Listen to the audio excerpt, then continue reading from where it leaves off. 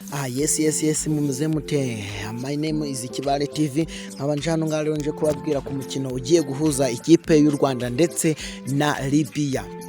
Ese uno mukino ni ikipe ifite amahirwe yo gutsinda uno mukino.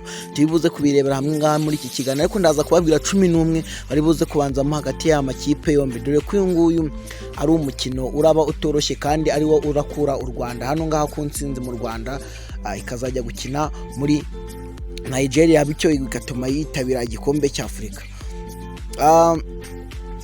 Uyu mukino rero ni umukino uri buze gutangira ku isaha 12 ukazura kuba uri kubera kuri stade Amahoro ivuguruye hariya i Kigali i Remera. Rwose abantu mukaza kuhagera muri benshi cyane, dore ko amatike ahendutse hari ah'igihumbi, 5,000, 10,50, 100,000 n'ahandi ndetse ha miliyoni.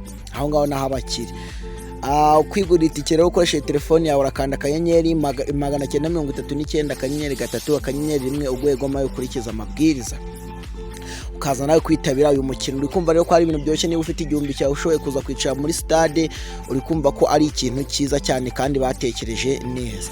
Tugiye kubabwira 11 bari buze kubanzamo hano ngaha. Reka duhere ku ikipe y'u Rwanda, Amavubi. Kuri nimero ya mbere n'ubundi nk'ibisanzwe ni umuzamu, turahasanga umugabo Ntwari Fiacre. Akaba ngabarera kabari abakinyi bapanzwe n'umutoza France Felpula. Nimero ya mbere ubwo turahasanga umuzamu Ntwari Fiacre, akaba ari we uri mwizamu ari gukina nimero 1. Kabiri turahasanga Ombolenga Fitina rwose akaba ari umukinyi umeze neza, akaba rwose ari buze gukina hariya kuri kabiri, akaba ari merita neza cyane. Kuri gatatu hano ngaha tuhita tuhasanga umusore bamwita Manishimwe Emmanuel Mangwende.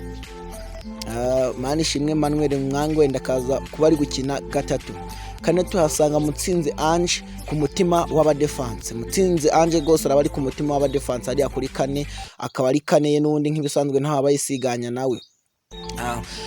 Ndetse na Rwatubyaye Abdul akaza kuba bari gufatanya hano ngaho ku mutima w'ubudefense. Gatandatu turahasanga umusore bamwita Mugisha Bonheur, ashoboye kuba ari kuri gatandatu mu kibuga, niho ari buze gukina.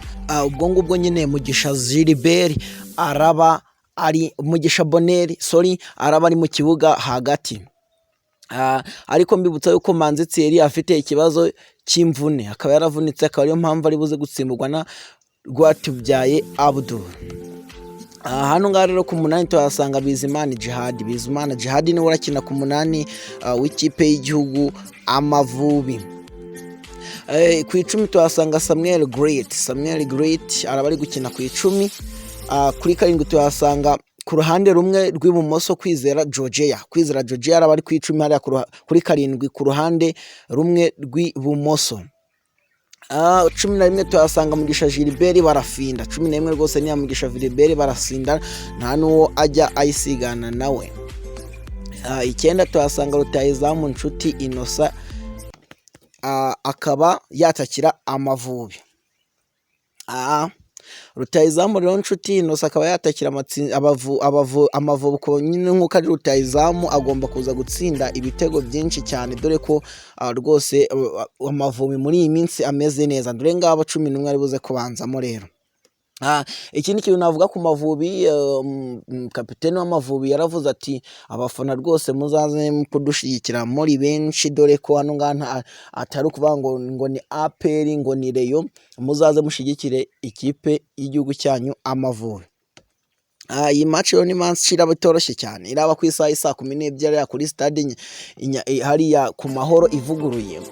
Libya ikaba yakoze imyitozo ejo ya nyuma ku mugoroba saa 12, ndetse n'ikipe y'Amavubi nayo ikora imyitozo ku isaha y'isa moya. Akaba ariyo myitozo ibanyanyuma bakoze ejo ku itariki ya 13. Uyu munsi bakaba biteguye umukino neza cyane, bakaba bakoze ka rokari kugira ngo bazi gutsinda ikipe ya Libya. Ikindi kintu nabonye wenda ku bafana, mu kanya mpoze ndimo nitemberera mbona rwose abafana bo ni benshi cyane, batangiye kwitabira n'ubundi ni ya mihondo yabo ubururu, niyo myenda baba biyambariye n'ubundi babizi abafana b'Amavubi, yaba abakecuru, abasaza, abasore n'inkumi kabisa, nkaba mbona babirimo neza.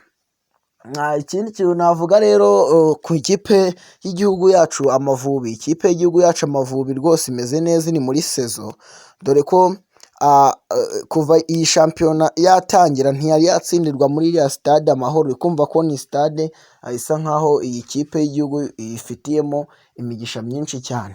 Amahirwe arahari yo gutsinda ino match, bakaba basabye abafana kubashyigikira, akaba ari nayo mpamvu bashyizeho n'igihumbi.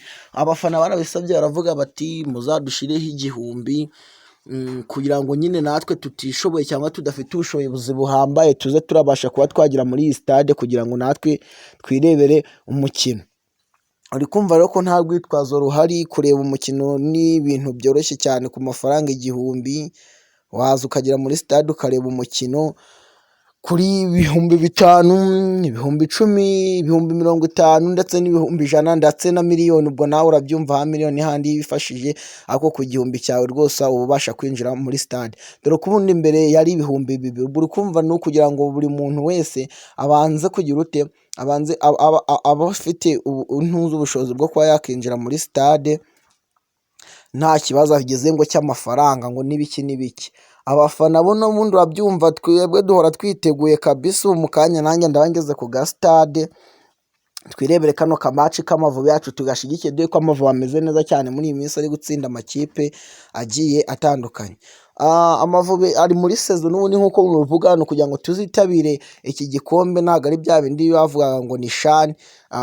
Amavubi rwose kuva yagera muri iyi stade ivuguruye ntiyari yatsindirwa na rimwe hano ngaha mu Rwanda, aricyo kintu ngarukaho. Abafana rero natwe tukaba twiteguye nk'uko kapiteni w'Amavubi yabidusabye ati tuzagere ku kibuga tubashyigikire. Na perezida w'igihugu cyacu nashoboye kuba aze kwitabira uyu mukino, akaba yagera ku kibuga nawe akareba ukuntu match imeze. Abafana b'amakipe yose, ubwo nyine niba ari Rayon, niba ari APR, uze wikubitiyemo akenda k'Amavubi uze wifanire, nta kibazo ufite ngo ibiki n'ibiki nyine, kuko ni ibintu byoroshye cyane kandi buri wese yemerewe kuza hano ngaha kuri stade akaza akareba umukino ukuntu umeze. Ni icyo ngicyo rero naba mbabwiye kabisa. Ubwo nabashishikariza kuza kureba uyu mukino, nk'uko nyine twabisabwe kandi tukagabanyirizwa n'ibiciro, kugira ngo buri wese abe afite amahirwe yo kuba yakwitabira uyu mukino ugiye kuba mu kanya ku isaha y'isaa 12 ugiye guhuza u Rwanda ndetse na Libya.